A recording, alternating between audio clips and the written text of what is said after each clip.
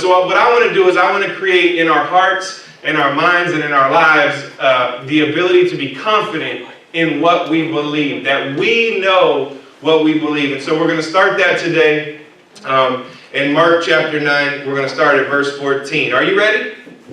Amen. Okay, that's what I'm talking about. Verse 14. This is just coming off of Jesus being on the Mount of Transfiguration, and he was transfigured, and he was shining, and he was with Peter and James and John, and Elijah and Moses appeared, and he had this great spiritual journey, and Peter's like, hey, why don't we just stay here and build everybody a temple? And he's like, no, we're going to come back down, we got work to do. And that's where we pick this up, when they come down the mountain, and it says in verse 14, and when he came to the disciples, he saw a great multitude around them, and the scribes were disputing them. The scribes were the religious teachers. They were leaders. The scribes meant they wrote stuff down. They were the people who would transcribe things. And so they were disputing with the disciples. And immediately when they saw him, all the people were greatly amazed, and running to him, greeted him. So let me tell you what happens in today's translation. The disciples was trying to do something. They couldn't do it. They seen Jesus coming down the mountain, and they're like, thank you, God. Let's all go to Jesus, and let's let him take over. Because, see, what he can do is he can tell you better about the things. And I think that's what we get into. Is like, yeah, you can, I can tell you about the church, but you really should talk to the pastor. You really should talk to one of the leaders, because they know more. And that's what the disciples are doing. They're like, yeah, I know it didn't work the way we hoped it would, but here comes Jesus. So let's go run over there and let's talk to Jesus. And so they were excited to see Jesus. They're like, yes, our troubles are gone. Jesus is here. 16, and when he asked the scribes, what are you discussing with them? Then one of the crowd answered and said, teacher, I brought you my son who has a mute spirit. And whenever it seizes him, it throws him down, and he foams at the mouth and gnashes his teeth and becomes rigid. So I spoke to your disciples that they would cast it out, but they could not. And he answered him and said, O faithless generation, how long shall I be with you? How long shall I bear with you? Bring him to me. And then they brought him to him, and when he saw him, immediately the spirit convulsed him, and he fell on the ground and wallowed, foaming at the mouth. So he asked his father, how long has this been happening? And he said, from childhood. And often he has thrown his body into the fire and into the water to destroy him. But if you can do anything, have compassion on us and help us. And Jesus said to him, if you believe, all things are possible to him who believes. And immediately the father of the child cried out with tears and said, Lord, I believe, but help my unbelief.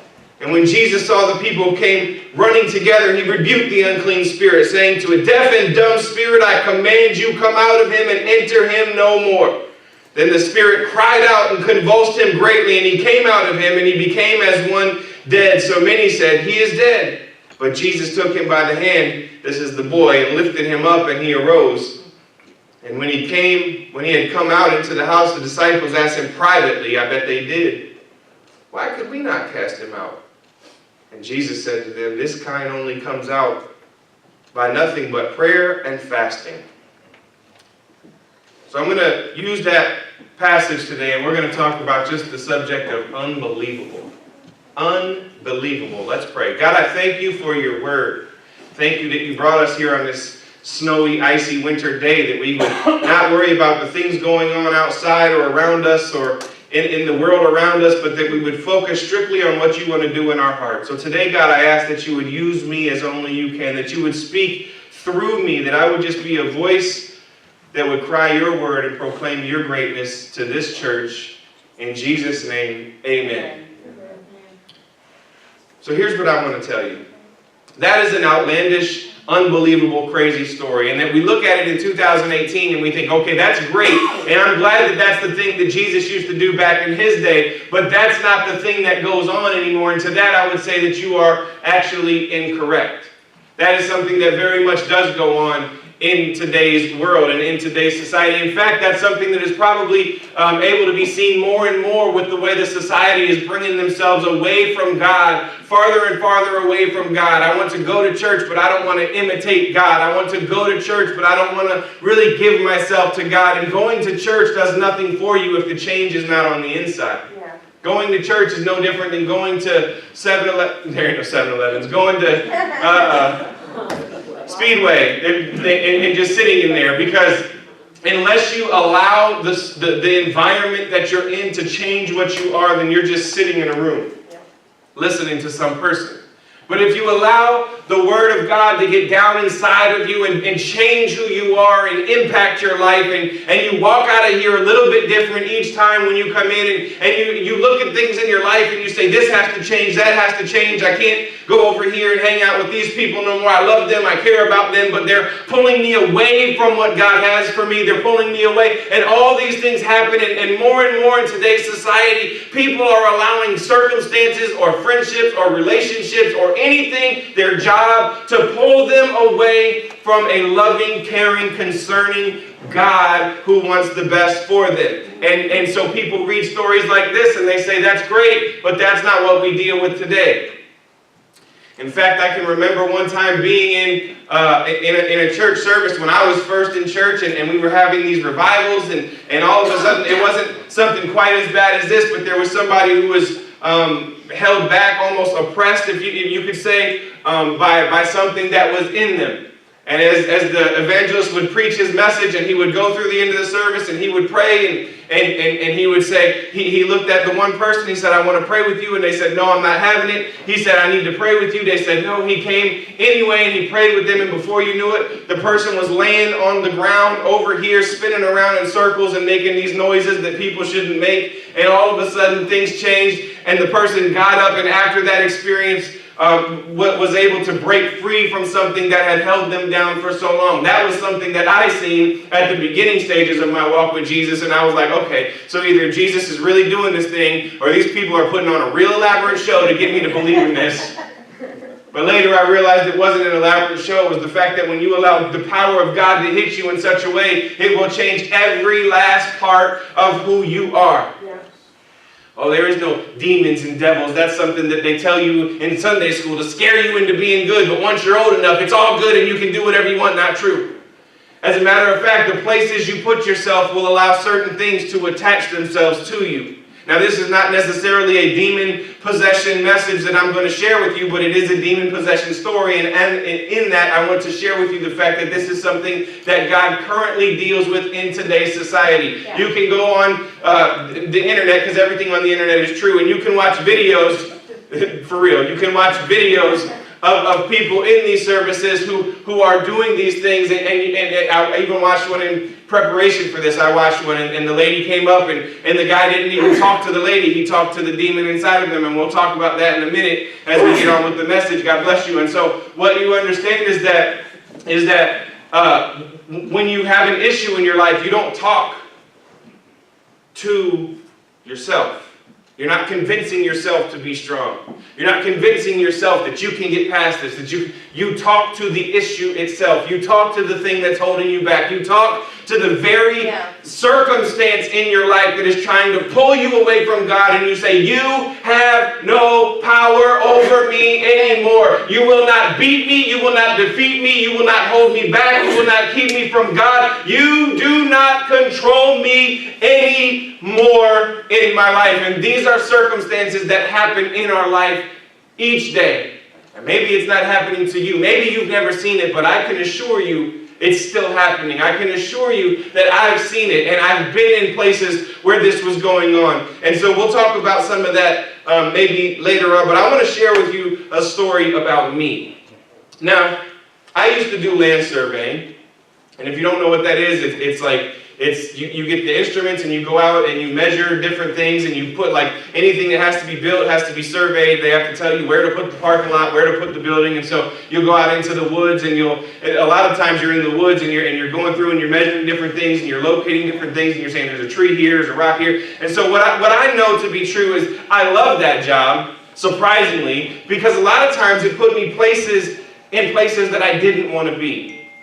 Now I've shared with you guys my disdain, unhappiness with any kind of animals, especially in the wild. Like I shared with you guys how my father-in-law brought my son to pet a cow, and I thought the cow was going to turn into a monster and eat my kids, and it was just a cow. But I don't do animals. You know, I'm a city person. I don't do all that stuff. And so the problem with being a surveyor is that a lot of times you're in the woods, or as I like to call it, the American jungle of death and things that want to kill you. Because that's an accurate depiction of what it is to me.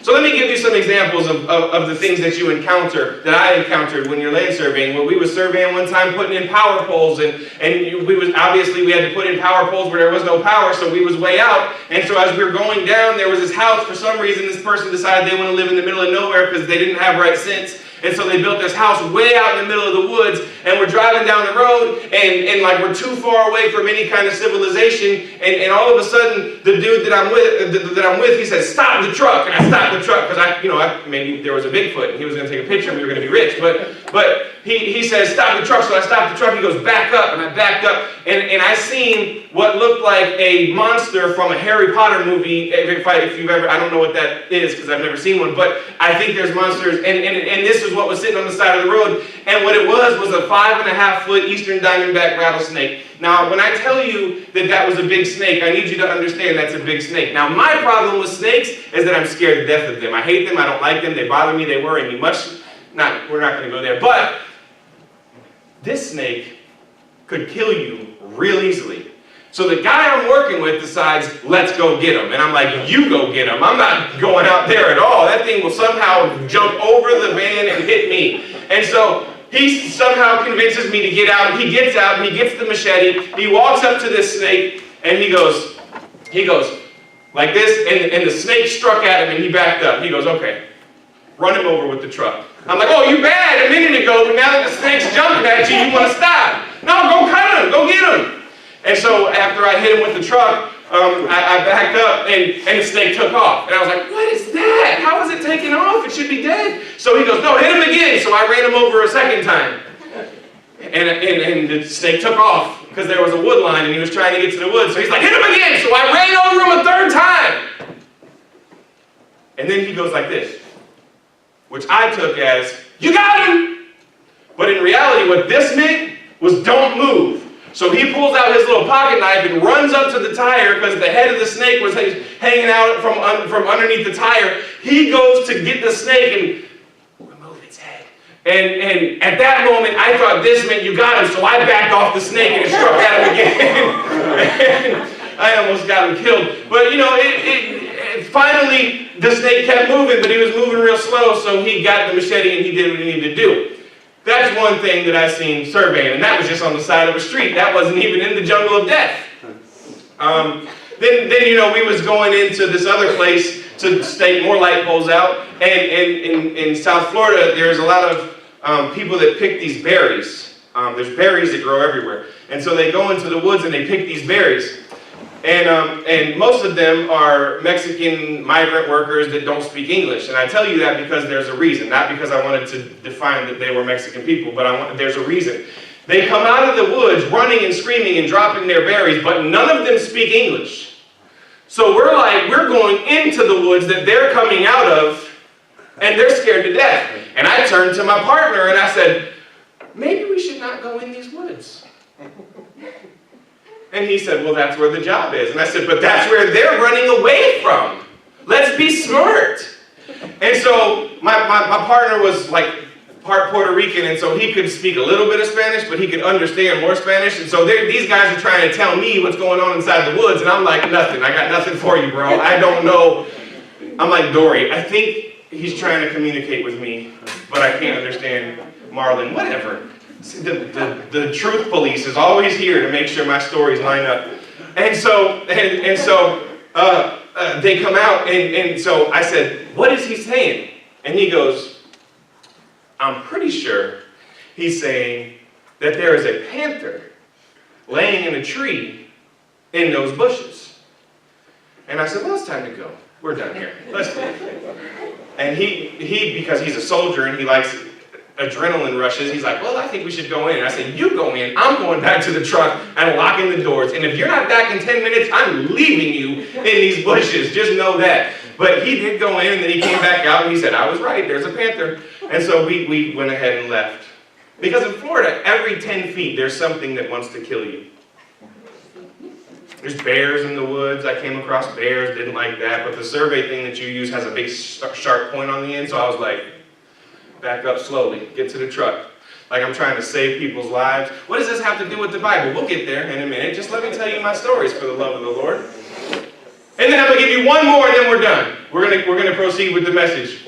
I was in Louisiana with my father-in-law, and I told you, you guys know, I've shared with you my issue with animals. I've also shared with you how my father-in-law is like the anti-Jonathan. Like nothing scares him. He can tell you what every plant is. You can drop him off in the middle. Like he will make Survivor Man look like me. And so like he can do it all. He could fashion a rope and a bridge out of some bungee cord and a piece of string, and like he's the MacGyver of the woods. And so I trust him 1,000% when it comes to any kind of woods issues. So we go and we have to survey this thing for a pipeline, and there's this big station, and we got to go over the railroad tracks. And when we go over the railroad tracks, when I look down, it's me, my father-in-law, and his brother is just as afraid of snakes as I am. So it's just him and a couple of girls. And so we look down at this death pit that we have to go in and put the stakes in, because this is where they got to come and clear the woods. And all I see is like this swampy water. And I'm telling you, there's probably 45 snakes just swimming around like it's a playground for them. And I said, no, you might have to fire me because I'm not going down there. He's like, they're just water snakes. They won't hurt you. I said, they're snakes. You're missing the point. So after my father-in-law went down there and did the whole job by himself, we got out of there because I wish I was telling you a joke, but I'm not. Unbelievably, there is one more part to this story. My father-in-law, we were walking one day, and my father-in-law, when we were surveying, and he looked down and he's seen an alligator. So he decides he's going to pick it up. Now, again, he's like Crocodile Dundee of the South, so he can do whatever he wants. I'm like, not that. And so he goes over there, and somehow, I didn't even know, he did it so quick, he was like, and had the alligator in his hand. And I was like, oh my gosh, that was the coolest thing I've ever seen in my life. Do it again. Put it down, do it again. But he didn't, he let it go. A few months later, I was not working with him. I was working with this other guy who was from like around New Orleans area, and so we was always in the woods. So we went to go pick up our station, and I looked over, and I seen about a 3-foot alligator, and I said, he made it look so easy. I got this. I'm going to do this thing. So I went over there to catch this little alligator. Let me tell you how I did catch it, by the way. That's the unbelievable part of the story, is that I actually did get it. And I didn't have to kill it first. Let me tell you what I did. I walked over to this little alligator, and because he was stubborn and small, he decided he was going to try to man up. So I took my boot and I stomped its head right into the sand so it couldn't bite me. And then I reached down there and I picked him up behind his head and I snatched him up. And then I looked like a champion, and I have a picture of it, and I was going to bring it to show you, but I didn't for 2 reasons. One reason is because I forgot, and the other reason is because when I tell the story, the alligator is a lot bigger than it really is in the picture. Okay? Unbelievable. Unbelievable. You mean to tell me that you really picked up an alligator? I sure did. And it scared me to death every second of that journey. Unbelievable. The dictionary defines unbelievable as too dubious or improbable to be believed in. I cannot believe in that. I cannot believe that you're telling me that that you caught an alligator. I know what you've said. I know, trust me. Okay? It wasn't that impressive. It's not like I was the crocodile hunter pulling in these 8-foot boys. But then I do watch the gator boys. This has nothing to do with anything. I just want to tell you it for free. I watch like the gator boys and Swamp People, and I'm like, they're jumping on these 9-10-foot alligators. I could do that. And then I seen a Facebook video of this old guy trying to do it. He threw the jacket on the... That's unbelievable that just happened. He threw the jacket on the alligator and then tried to jump on it and catch it like they do on TV, and the alligator snatched his arm and started shaking it, and I was like, nah. Nah, we're good. I'm going to leave that to the professionals. But it would make for a cool story, but I'm not with that. Another definition is just extraordinary. It's something that's so unbelievable. So when you read this story and you read that the disciples are left alone except for the big three that go up to the mountain with Jesus, and then Jesus comes down and all this chaos is breaking out because they wanted to clear out the way, they wanted to get the demon out, they wanted to do all the things that Jesus empowered them to do, and then Jesus comes down the mountain and they're like, well, we tried. And Jesus is like, this is unbelievable. And they're like, no, this is unbelievable because you told me we could do it, but we didn't do it. So it's hard to believe in what you're saying. Has God ever told you that you could do something, or that he has something for you to do, or he's given you a calling, or he's given you a passion, and all of a sudden you think, that's unbelievable, God. I can't do that. I'm not even built for that. That's not something I can do. I don't even like going to church. I don't like people. I can't deal with this. I'm not saying hello to somebody. I don't even like my own kids half the time. I'm not doing it, Jesus. That's what Jesus said to me. He's like, I want you to get up in front and talk to people. And I was like, you got me twisted because I'm not a public speaker. I take zeros in class, so I don't have to do that. You got the wrong customer. I'm not the one. Yet here I am. Because when God calls you to do something, even if it's unbelievable, he gives you the means and the ways to do what he's called you to do. You're meant to be more than just somebody who sits in a church. You're meant to be more than just somebody who sits back and listens at what the pastor says, or listens at the singers, or that you are meant to be so much more. You are meant to be somebody who gets out there and shares the love of Jesus, and shares what you've been through, and shares your testimony, and you say, I've been through this, that, and the other thing. I've had 7 failed marriages, so I can help you on how to not be that place. I've been through abuse as a child, physically, sexually, emotionally. I've been through all this stuff, and now God is raising me up to be able to help other people who have gone through this. I've had thoughts that I shouldn't have. I've had addictions that I shouldn't have walked into. I've been places I should have never been, but God had pulled me out of it, not because he wanted me to keep going, but because he wanted me to use that experience to change somebody's life, that when they look at me and they see who I am, and they see what I do, and they hear what I used to be, and they hear what I used to do, they look at me and they say, that is unbelievable. But the power of God is so believable in your life that if you let it, it will change every last aspect of you, from the bottom of your feet to the top of your head. You will be completely changed. Right. And that's unbelievable.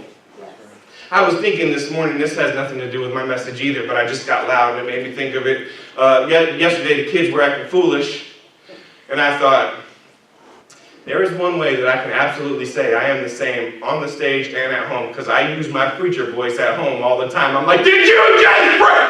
I yell constantly, and people are like, they come up to, and sometimes it's not even like just a mad thing, it's just, we just yell. We're loud. Ask Shayla, she's seen it. We're just loud, obnoxious people. I yell. Don't say amen to that. We're moving on. That is unbelievable. No, it's not. Are you for real? She's over here like, there's the yelling. Oh, I'm supposed to be my teammate here. We're supposed to be. There is so much that can be defined as unbelievable today. The things that people do. Look at these teenagers. Look at the teenagers on the internet. I've seen teenagers do these challenges on the internet where they're covering themselves in some sort of flammable fluid and then lighting themselves on fire and then wondering why they got burned. Because you're an idiot. That's why you got burned. I wondered, I've seen these people like, we're going to do the challenge where we go up and smack a bear on the face. You're going to get destroyed then, dummy. Don't do that. Or, I guess the new one, let's go to the grocery store and eat laundry detergent. That makes sense. Why not? You know, I mean, when I was in Florida, it got so hot all year, so people was always using their air conditioners, and there was such a drug issue going around in South Florida that the kids would finally run out of things to do, and so they would start finding dead teenagers down outside of people's house next to their air conditioner unit because they would open the air conditioner unit and suck the freon out of it to get high.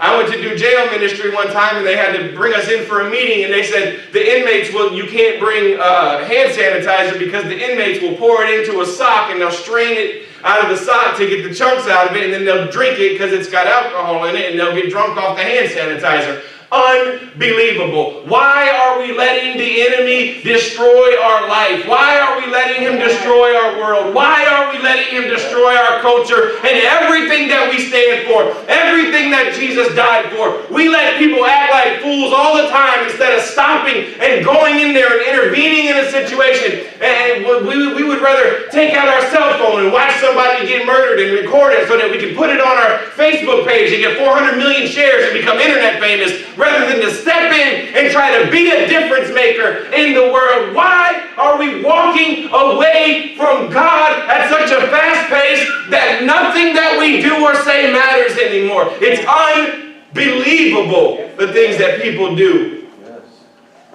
Who sets themselves on fire and eats Tide Pods? Morons. Listen, if you're in here doing that, you need to come to the front, and we need to get that stupidity right out of you, and we're going to pray until it's gone. If you're watching on YouTube or any other method, you need to come. If you're not in Fort Wayne, you need to come here or find a church that can pray for you to get that nonsense out of your head, because you keep eating Tide Pods and you're going to have internal issues.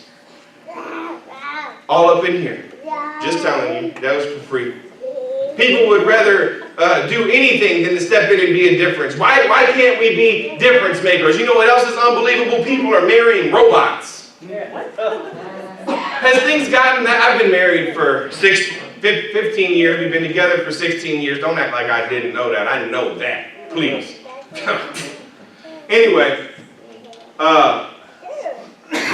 So I don't know what it's like to be single no more. I don't know what it's like. I don't know how that all works. I don't know how you find dates. I know that a lot of people are using like online dating and stuff, but is it gotten to the point where people are marrying robots now? Like that's how hard it is to find a date? Like I can't find somebody that really fits me, so I'm going to go to the place that makes the Terminators, and I'm going to have them make me my own husband or my own wife because that's what I need in life. These are the kind of unbelievable nonsense things that are going on. And here, I'm only going to say a political thing for 1 minute, so if you want to, you can close your ears. But you think that having a President Trump is an unbelievable thing. How about we look into the future and we find President Oprah, or even, dare I say, President Kanye? Because those are some unbelievable things. It's almost like you have to have as little political knowledge anymore to be the president, and you can just proceed like that, and you can be good and do whatever you want to do. But that's not what it's meant to be. We have to be people of knowledge. We have to know what we're doing. You can't be successful in any certain area and just allow things to go the way they've always gone. You have got to be a person who knows what's happening. You've got to be a person who knows what you believe. You've got to be a person who is founded on the right system, the right relationship with Jesus. You can't just sit there and casually attend church or casually read your Bible. You have to know what this Bible says. You have to live what this Bible says. It's more than just a storybook. It's more than just something you read to your kids before bed at nighttime. It's more than something that you pick up on Sunday morning when you're coming to church. It is a life that you live. It is a foundation that you build your house on, that you raise your children on, that you build your marriage on, that you build your family on, that you build your business on, that you do everything you do, every step you take it knowing that God is leading you, that God is watching you, and that God is developing in you something better, something new. It would seem that everything that goes on in this world is unbelievable because we've taken the very thing that we need the most away. We can't bring our Bibles. We can't talk about stuff. If you talk to somebody about a biblical standpoint, then you're automatically against everything that they stand for. But every other issue that you can have can come against the church. Every other religious standpoint can come against the Christian church. Every other lifestyle can come against the church. Anything that wants to can come against the church of Jesus, the church he lived for, the church he died for. But if you have a difference of opinion about anything else, you're automatically wrong and judgmental and hateful. And I'm about sick of letting people victimize the church. We need to stand up and say, this is unbelievable. I will not tolerate this no more. I will not stand defeated no more. I will walk in victory. I will walk in power. I will walk in authority every single day of my life. You guys should not just be sitting there quietly. You should be excited because you have the power of God inside of your life. You have the ability to do what God has called you to do, and all you have to do is apply yourself. These two are clapping with each other's hands. I like it. Just get it done. They're like, I don't even care. We just need to do something. There you go. Come on, Trisha. I knew I could count on you. Tim Tebow said this. If you want to, maybe he'll say it on Thursday. They're going to take some people to see Tim Tebow. You can say, maybe he'll say this. He said this. If you believe, unbelievable things can sometimes be possible. Yeah. I would amend that and I would say, if you believe, unbelievable things can always be possible. Because with man, it is impossible. But with God, all things are possible. There is nothing out of range. There is nothing you can. In fact, Jesus looked at people and he said, if you have the faith the size of a mustard seed, if you have a little bit of faith, a quiet faith, a small faith, a little faith. You know, the thing about a mustard seed is it's one of the smallest seeds that you can get, but it turns into a tree that you can actually climb in. They turn into something so powerful out of something so small. And what Jesus is saying is, if you have a little bit of faith, I can do mighty things with a little bit of faith. I can do great things with a little bit of faith. I can change your whole dynamic with a little bit of faith. I can let you have ideas and thoughts and vision for your future with just a little bit of faith that maybe you could have never imagined in your wildest dreams. But if you give a little bit of faith to God, He can turn it into a big thing. Yes. We had a little bit of faith in Orlando that we was going to come to Fort Wayne and we was going to start a church. We had no money, and we had no equipment, and we had no place to worship, and we had nothing except for a promise and a little bit of faith. I was texting somebody the other day, and they're facing a similar situation where they may go out and look at a church planting situation, and he said, it's crazy, it's outlandish, it's ridiculous, it's unbelievable, but I think I might do it just because of the thought that maybe, perhaps, God will work and God will do something great. All you have to do is know that God has called you to do something. And it doesn't have to be ministry.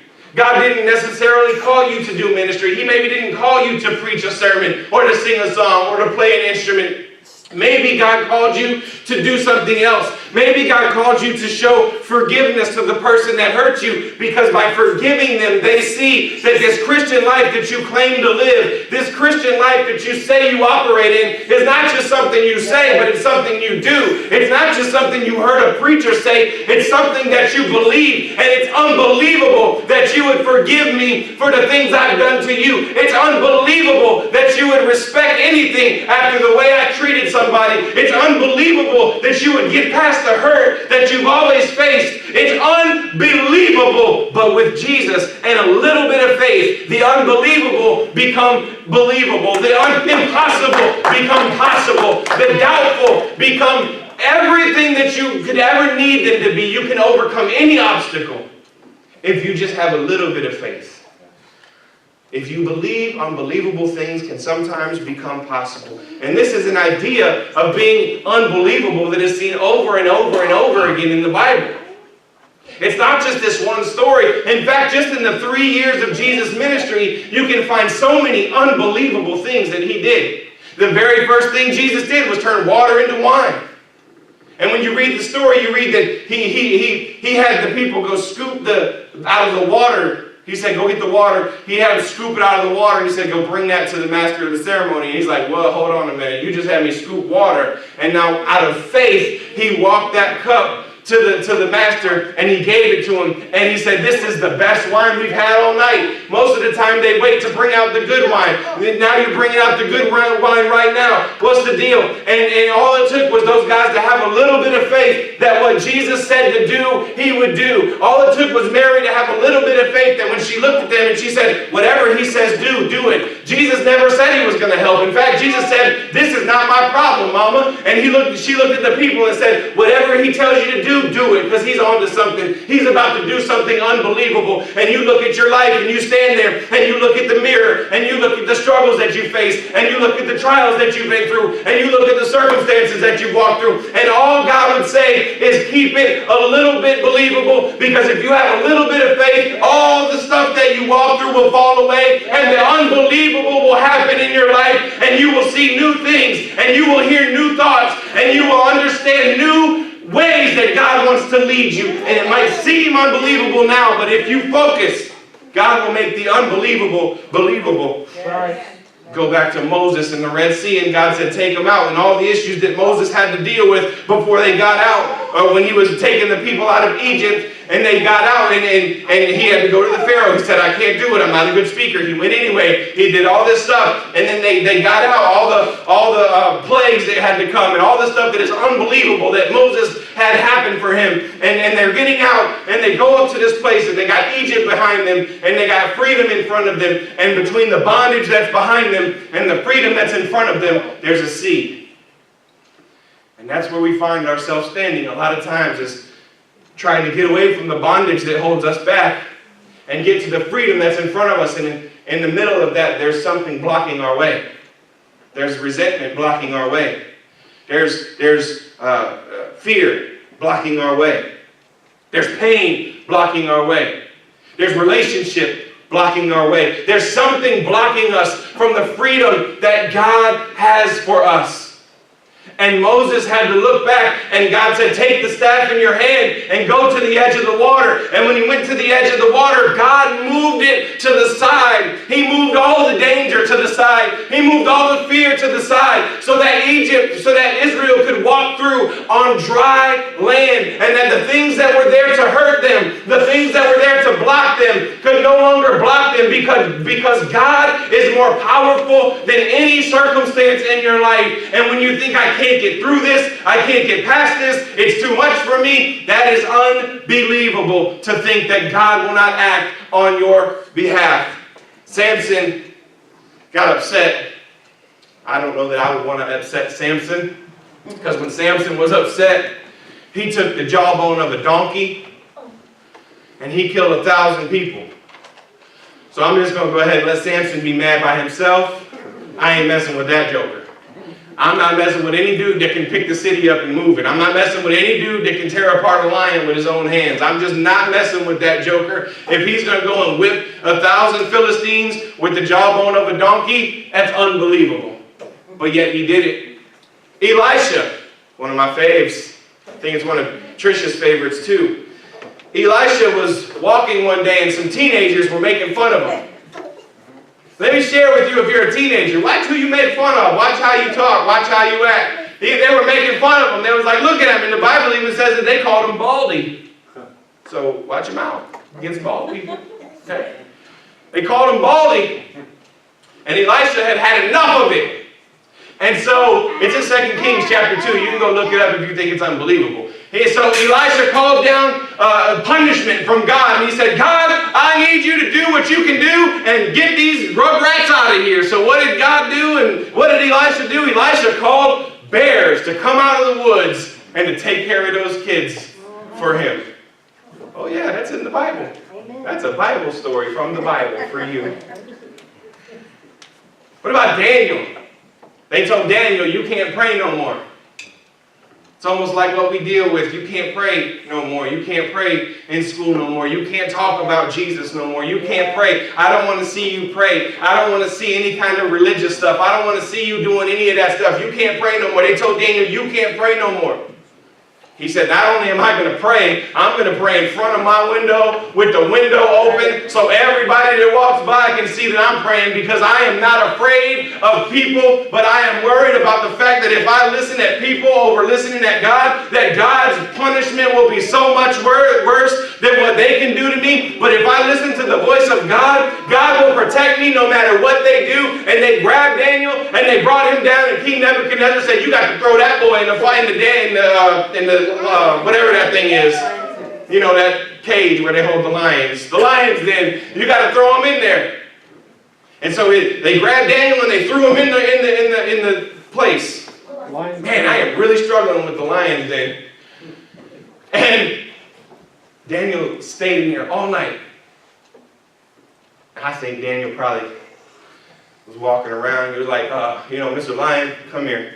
It's hard. It's not comfortable up in here. I need you to come over here and lay right here because I need me a pillow. Matter of fact, it's a little cold in here, Lions. I need you, Lion, to come and sit right here, and I need you, Lion, to come and sit right here so I can get my body heat going. And then other Lion, I need you to come so I can prop my feet up on you, and I'm just going to sit here and sleep in a nice, cozy little den with the lions, and it's going to be all good, and then I'm going to get out in the morning, and God is going to, I just have the faith that unbelievable things are going to happen, and that when people say that it's not going to work, when people say that I can't succeed, I know that God is bigger than any issue. God is bigger than any lion. God is bigger than any lion's den. God is bigger than any sin we walk into. God is bigger than any addiction, any bondage, any hurt, any pain. God is bigger than anything we can face, and all we have to do is trust in Him. And unbelievably, Daniel walked out of the lion's den the next day. Or even worse,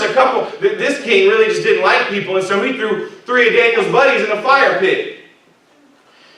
And he said, how many people did we throw in that fire?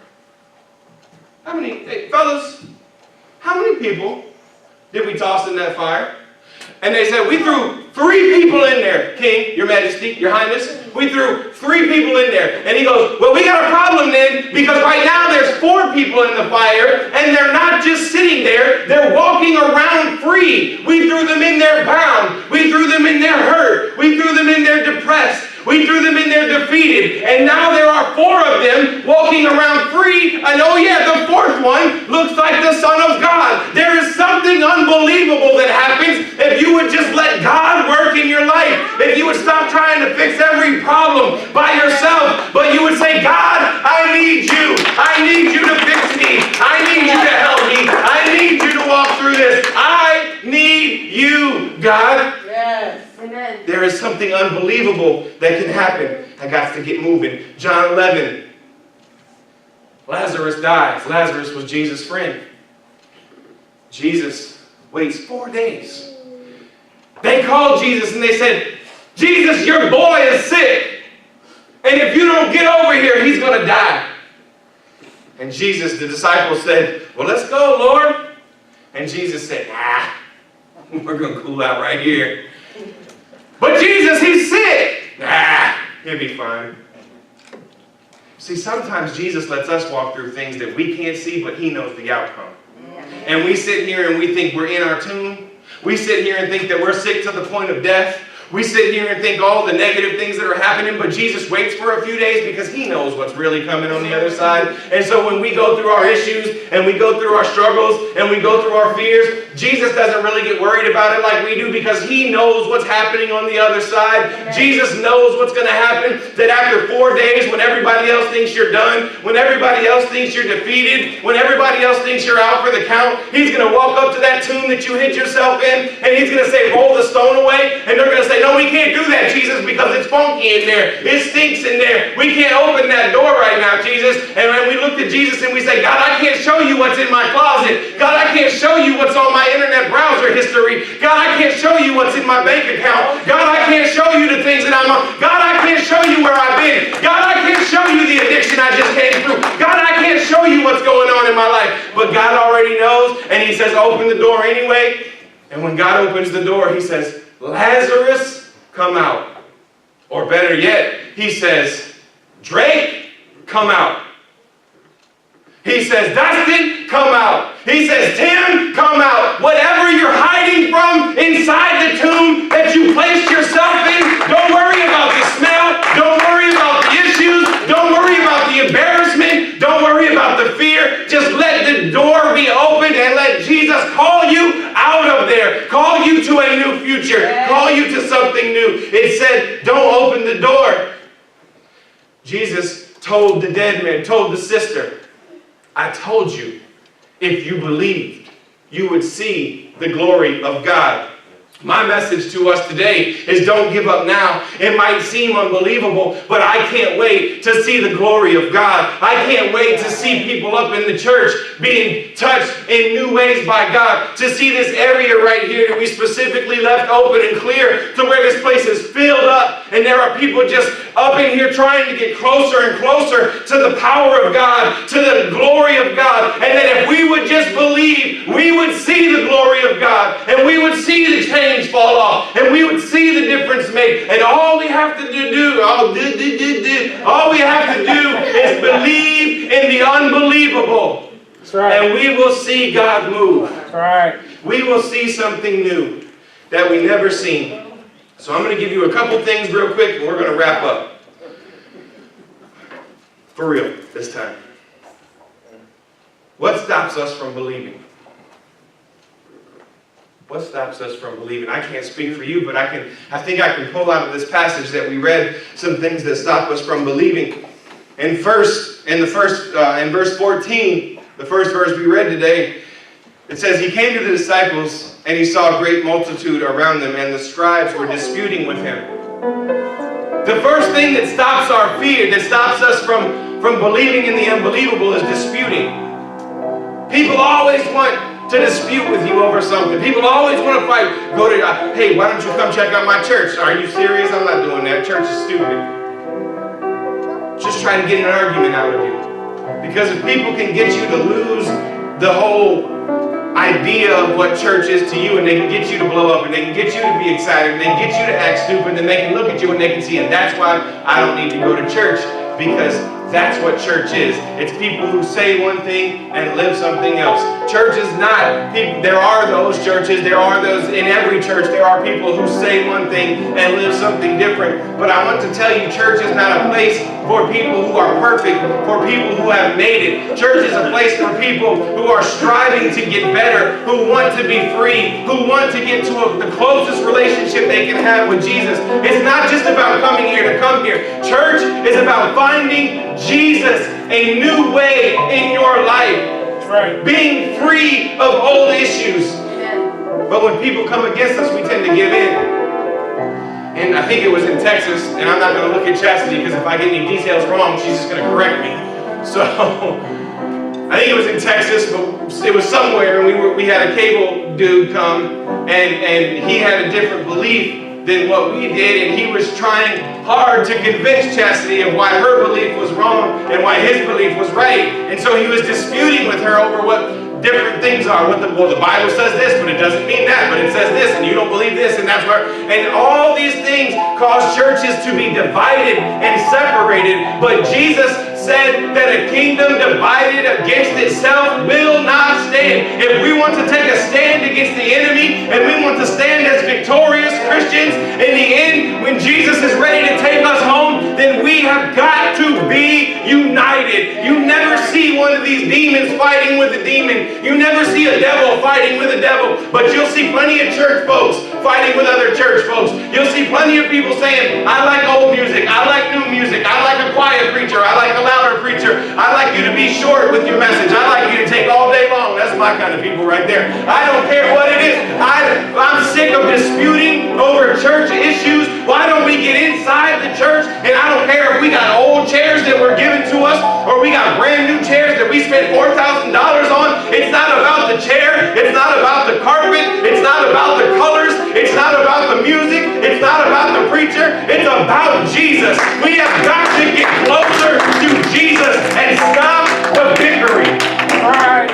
In the end of the dispute, he told her, we were younger at the time. He might not have worded it quite this way at this age that we are now, but he said, it's nice to see somebody so young that believes what they believe and doesn't waver on it. But his intent was to get her to change her mind. But because she believed and she knew what she believed. That's what this whole message is all about. It's about getting into the topics of the Bible that we build our faith on, that we stand on, and believing so that when somebody comes against us, we don't waver in what God says. We know what we believe. That's why I promote you reading your Bible and studying your Bible. I got a little excited this morning. And it may happen every week and I just don't notice it, but I happened to be out front this morning and Trisha came in and Trisha had her Bible all tucked nicely right here. And she walked in and I didn't say nothing to her until right now. She's hearing this for the first time, but I was like, oh my goodness, look at Trisha with her Bible. I had a celebration inside my heart. I was like, oh Jesus, look at her. She's got her Bible. Oh, she's got her Bible. I was about to just have church right there in the foyer, first church, then this church, and then after church, we'll have third church. You know what I mean? I know what you like to do. And so, I was excited. It's not just a book. It's not just a church. It's not just a story. Jesus is trying to be active in our lives. The second thing that we can see in verse 15 is desperation. Desperation stops our belief. Immediately, they ran to him. In verse 15 and 16, the father got real desperate. And he said, Jesus, I brought my son to your guys because I thought they could fix him, and they could not. Have you ever been desperate? Have you ever been desperate in your life? Desperate for a change? Desperate for something to happen? Desperate that you would give up anything and you would do anything just to get the change that you know you needed? Desperate? In times of desperation, we tend to always settle. But God has never called us to be settlers. You see the cable commercials where they're like, why don't we have DirecTV, Dad? Because we're settlers, son. God didn't call us to be settlers. He wants us to live abundantly. He wants us to live above. He wants us to live victorious. We should be so desperate, but not desperate for the world's approval. Not desperate to be the next Kardashian. If that's your goal, then my goodness, pack it up and go on home and just do what you got to do. Because we should be desperate not for other people's approval. We should be desperate for the move of God in our life. We should be desperate for chains to be broken. We should be desperate that people would embrace God in such a way that the whole dynamic of Fort Wayne, Indiana changes and they start having to cover it on CNN and Fox News and MSNBC and whatever else you watch, because there is such a difference of what God is doing in this city that it gets national attention.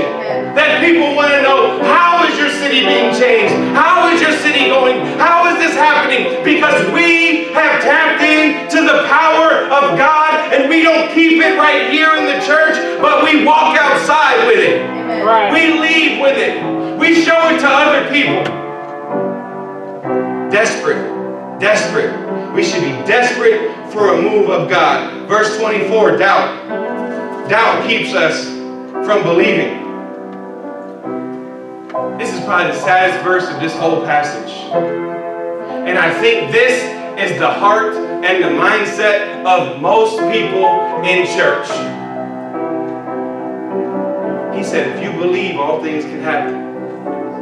And the Bible says that the father looked at him with tears, crying, desperate, and said, Lord, I believe,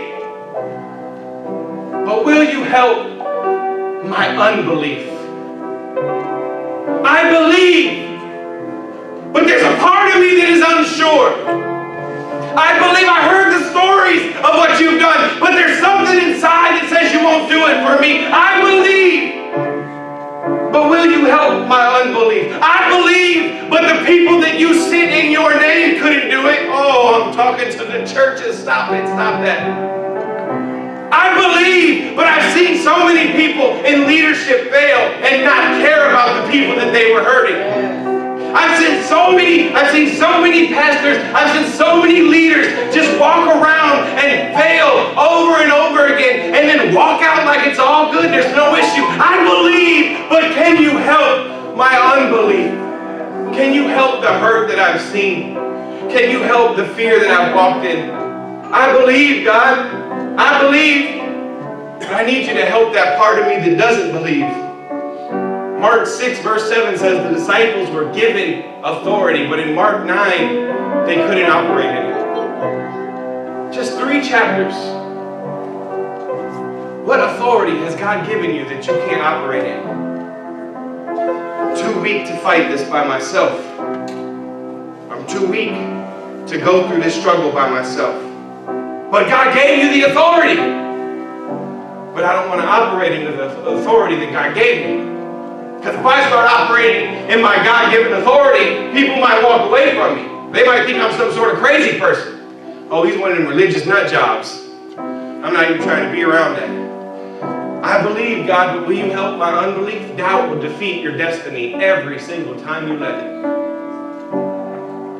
But how can we overcome our unbelief? I'm going to go back a passage to verse 23. And I'm going to show you how you can overcome your unbelief. Jesus said to him, if you can believe, all things are possible. If you can believe. Not believe, but then doubt. Not believe, but then remember what the last pastor did. Not believe, and then understand that people are just going to fail you. Not believe, but if you can believe 100%, then I will use that belief to see you free. If you can believe. A few years back, I'm trying to wind it down, but I feel like there's some things that need to be said, so y'all just going to have to bear with me. A few years back, there was this guy in Tampa who was having these revivals. We were in Texas at the time, and so it's actually been longer than a few years. But this guy was having these revivals, and this dude was doing nonsense. This cat was kicking people in the face and acting like a fool and saying that Jesus told him to. He was drop kicking people off the platform and knocking people's teeth out, beating handicapped people's legs against the ground, and it just said that God told him to do it. That's how he told one story where he was praying and he was asking God in the service, God, why aren't you moving the way that we know you can move? And God told him that because I'm not moving because you haven't leg dropped the pastor, like WWF stuff. Like, what is that? This ain't that place. So if you want to be leg dropped, you better go find another joker, because this ain't that place. But yet people were being freed from bondage, and people were getting saved, and people were getting filled with the Holy Spirit, and people were breaking chains. And how could God use this knucklehead and see so much good? Because it wasn't that people believed in him, it was that they believed in the God he was talking about. So I believe, but help my unbelief. I believe despite this knucklehead. I believe despite what they did. I believe because of who you are, Jesus, not who they are. Dependence is what helps us overcome our unbelief. We have to be dependent on God. If you can believe, if you can believe, if you can depend on God for everything, then you will overcome your unbelief. And the last thing, verse 28, 29, the disciples asked him, Jesus? They asked him privately because they didn't want to look bad in front of the people. You know what I mean? The Bible said that they went and brought Jesus inside. It was like, hey, Jesus, listen, dog.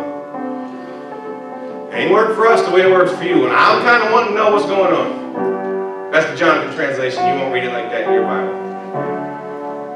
And Jesus said, well, listen, Donnie.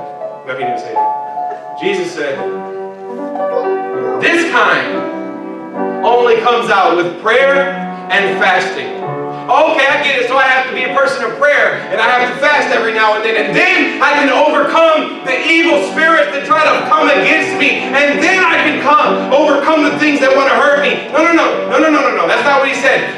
Dedication is a lifestyle of prayer, a lifestyle of fasting. Not just because I want to fast for a few days so I know if I should buy the red shirt from Dillard's, what? If I should buy the red shirt from JCPenney's or the other shirt from JC, y'all can tell I'm not from around here, you know what I mean? And so all the stuff that is going on, I'm fasting because I want to know what I should wear to church on. So like that's how I pick out my suits, is I fast for Saturday and Sunday, and then or Friday and Saturday. I'm like, Lord, I need you to speak to me. That's a lie, because I'll be at Chick-fil-A on Saturday every chance I get, because I know Sunday it ain't gonna happen. And so I do what I gotta do. No. Believe in Jesus. All right. Be dedicated to a relationship with God. Prayer and fasting means talking to Him, living with Him, involving Him in your life, communicating with Him. Be in constant communication with God. I'm going to give you This last thing, and then we're done. The reason that they could not cast the demon out is because it was a demon, it was a mute spirit. Mute spirit means it couldn't talk. And so they couldn't cast it out because Jewish exorcists at the time believed that you had to know the demon's name in order to get rid of it. That's why you would read Jesus when he came to the tomb of the Gadarenes and the demon-possessed man came out to him. He said, "What is your name?" And the demon said, "We are legion. I am legion, for we are many." He asked him his name. That was the first thing he asked him. "What is your name?" And so they believed that if you couldn't know the demon's name, if you couldn't know the spirit's name, then it was difficult at the least, but it was almost impossible to get rid of it because you couldn't call it by its name. But I'm here to tell you that Jesus operates on a different level. And that the thing that you want to get rid of in your life, but you don't know what to call it, I know what to call it for you. You call it sin. You call it temptation. You call it struggle. You call it fear. You call it bondage. You call it relationship. You call it addiction. You call it bankruptcy. You call it whatever you want to call it. But the thing that wants to keep you away from God, you have to call it by its name and get it out of there. Because the power of God, the power of Jesus that lives inside of us when we walk in that authority is greater than anything else. And even if I know its name or don't know its name, I'll give it a name because it's getting out of my life. It's getting out of my presence. It's getting out of my body. It's getting out of my family. I'm done with it. It's unbelievable that one man would be able to meet all the requirements to be the Messiah. I can't remember. It's like a 1 in 400 million, billion, gazillion chance. It's not a real number. That somebody would be born and meet all the requirements to be the Messiah. Yet Jesus did it. It's unbelievable that one man could face the penalty for all of humanity's sin. But one man did it. I'm going to ask you a question, and I don't need you to answer it, and I don't want you to answer it. I'm going to ask you a question, though, and I want you to think about it. Would you, every one of you, would you die for me? Whether you know me or don't know me. I just met her this morning. Doubt she would die for me. Doubt any of y'all would die for me. I love Chastity more than anything. But I doubt she would die for me for one reason. I wouldn't let her. Would you die for me? It's unbelievable that somebody would give his life for you. It's unbelievable that somebody would live a lifestyle that nobody else could live just so when God looked at us, he didn't see our sin, he didn't see our fear, he didn't see our failure, he seen the perfection of Jesus. It's unbelievable, but it happened. Jesus took that cross and the shame and the pain and suffocated and hung there for 6 hours. And we can't even give God 2 hours at church on one day a week. 6 hours of excruciating pain. For me, I'm not worth that. I'm not worth Jesus stubbing his toe, let alone dying for him. Because I know who I am and what I've been. And it's only Jesus that helps me get past it. It's only Jesus that helps me believe. It's only Jesus that lets me forget about the past and look at the future. Let's pray. God, I ask you that you would just be in this place. Lord, that you would continue to speak to us, that no matter what happens in the service, no matter what we do when we leave here, God, that we understand that you are the only thing that matters. We wake up because you woke us up. We live life because you allow us to take another breath. And we have what we have because every good gift comes from you.